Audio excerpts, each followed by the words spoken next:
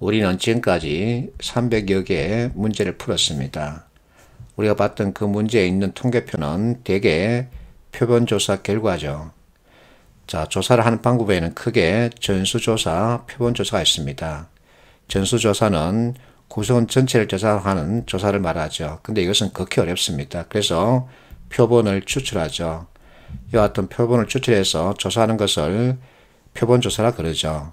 예를 들어서 선거에서 전수조사라 그러면 선관위가 개표 후에 발표하는 확정정보죠.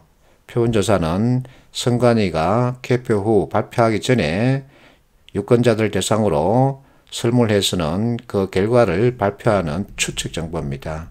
그래서 추정이 나오는 거죠. 자, 이와 같은 표본조사 결과는 이와 같은 우리가 배웠던 용어를 바탕으로 분석해서는 발표하죠. 자, 내가 조사 대상으로 잡고 있는 전체를 모집단이라 그러죠. 모집단을 대상으로 하는 조사를 전수조사라 그럽니다. 근데 이것은 극히 어렵습니다. 그래서 표본을 추출하죠. 자, 표본 1을 잡았습니다. 표본 2를 잡고 표본 3을 잡았을 때, 자, 표본 2를 분석합니다. 여기에 들어가는 용어가 우리가 앞에서 공부했던 평균, 중위수, 최빈수, 편차, 분산 이와 같은 것들이었죠. 자, 이와 같은 개념을 가지고 분석해서는 그 특징을 잡아냅니다. 그 결과 평균을 5로 잡았다면 과연 이 대표값이 모집단에도 적용될 수 있는가 하고 분석하는 작업을 추정이라 그러죠. 그래서 통계 관련 이론은 이 정도만 알고 있으면 됩니다. 298번 자, 전수조사 타이틀을 달았는데 우리에게 중요한 것은 밑에 있는 부연설명 N이라고 하는 기호죠. N은 자, 조사 대상자 수를 말한답니다. 그래서 넘버스죠. 내가 가끔 N값이 있다 없다 이것을 찾아라 이렇게 말하는데, 자, N은 모집단이든 표본이든 그 조사 대상자 수를 말합니다. 그림 제목을 보면 조기 사망자 수입니다. 그래서 표본이 아니라 모집단으로 볼 수 있죠. 자, 보기 이렇게 있는데 답은 5번입니다. 너무 쉽죠. 자, 이 문제 내가 왜 가지고 왔냐 하면 N 이것이 무엇을 뜻하는지 여러분들에게 알려주기 위함이죠. 자, 299번 피제 문제입니다. 자, 표에 있는 이 데이터는 전수조사일까 아니면 표본조사일까? 나는 전수조사로 봅니다. 왜냐하면 2번을 보세요. 각각 한 개 이상의 프로그램을 실시한다. 이 얘기는 실시하지 않는 어린이집, 유치원은 없다는 얘기죠. 그래서 전수로 보는 겁니다. 그런데 자, 시험 문제에서 이 표가 전수를 뜻하는지 표본을 뜻하는지를 묻는 문항은 없습니다. 다만 자, 이와 같은 통계표를 볼 줄 알아야 한다는 측면에서 내가 잔소리하는 거죠.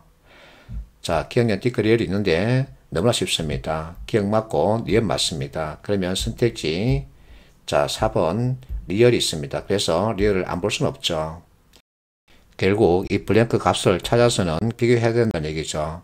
근데 자, 이와 같은 n 값을 구해서는 계산해야 되죠. 이렇게 하기 위해서는 시간이 많이 걸립니다. 그러면 어떻게 하면 될까? 그래서 내가 항상 하는 잔소리 비교라는 거죠. 자, 과학입니다. 6.0이죠. 여기 5.8이 있습니다.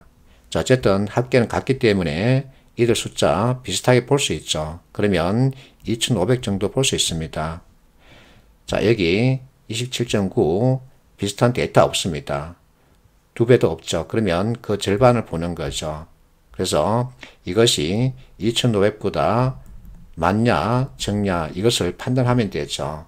리얼 틀렸습니다. 그래서 답은 1번이죠. 자, 이번에는 표본조사표를 보는 방법에 대한 이해입니다. 내가 일부러 만들었습니다. 자, 이와 같은 분석자를 만들어서 사장에게 보고했더니 사장이 뭐라고 한마디 했다는 거죠. 뭐라 그랬을까? 자, 1번 보세요. 계급 단위를 자 20개 정도로 할 거. 그러면 복잡해서 안 되죠. 그래서 맞지 않습니다. 2번 400만 이상 소득자 대상으로 홍보하자. 3번 자녀수가 많은 가구를 대상으로 홍보하자. 이것은 왜 맞지 않을까? 자, 통계표에는 어쨌든 조사 대상자 수가 있어야 합니다. 모집단이든 샘플링이든 관계없이 n값은 나와야 합니다. 그런데 n이 없습니다. 500만 이상 몇 명인지 각 구간별 몇 명인지 이 데이터가 없으면 타깃을 정할 수 없습니다. 그래서 답은 4번이죠. 301번 보겠습니다. 이 문제는 조사 방법론 관련 이론을 바탕으로 해서 만들어졌죠. 너무나 이론에 충실한 문제 유형입니다. 이와 같은 조사 계획에 따라서 실제 수행합니다. 그 수행한 결과를 이렇게 작성해서 보여주고 있는 거죠. 자, 1번, 2번, 3번, 4번 너무 쉽습니다. 우리에게 중요한 것은 5번이죠. 자, 여기 n값이 이렇게 주어져 있습니다. 그런데 단위는 인원이 아니라 점수죠. 그럼에도 5번은 자, 조사 대상자 집단 크기를 비교하라는 겁니다. 자, 5번 진술 판단을 위한 풀이 대개 가중평균을 제시하고 있더군요. 그러면서 이 데이터를 활용하고 있습니다. 자, 이 데이터 순서를 세우면 4.07, 4.12, 4.15 이렇게 되죠. 이 차이값은 0.5, 이 차이값은 0.3입니다. 그래서 균형을 맞추기 위해서는 이렇게 가고 이렇게 가야 한다. 이와 같은 방법론을 제시하고 있던데 나는 이것이 틀렸다는 게 아니라 어긋났다고 말합니다. 왜냐하면 자, 밑에 1번 보세요. 어쨌든 간에 이 데이터는 평균값이랍니다. 그러면 평균 개념을 가지고 보면 됩니다. 앞에서 우리는 평균의 속성에 대해서 공부했었죠. 그래서 평균의 속성 가지고 보면 이와 같은 계산도 필요 없는 거죠. 자, 우리가 앞에서 공부했던 내용 다시 가져왔습니다. 평균값은 널리 퍼져 있는 데이터 대표 순서에 있다. 데이터는 평균값 주변에 분포되어 있다. 말이 나타난 데이터는 평균값에 주는 영향이 크다. 이 세 개 내가 설명할 때 이와 같은 예를 들었죠. 그러면 이 문제 역시 마찬가지입니다. 자, 이것이 전체 평균이죠. 그러면 차이값을 보면 됩니다. 여기 차이값, 여기 차이값, 여기 차이값, 차이값, 차이값, 차이값 보면 여자가 평균에 더 가깝죠. 그 얘기는 조사 대상자 집단의 크기, 남자, 여자 비교했을 때 여자가 더 많다는 겁니다. 이와 같이 접근하면 계산 자체가 필요 없죠. 그래서 개념에 대한 이해가 필요하죠.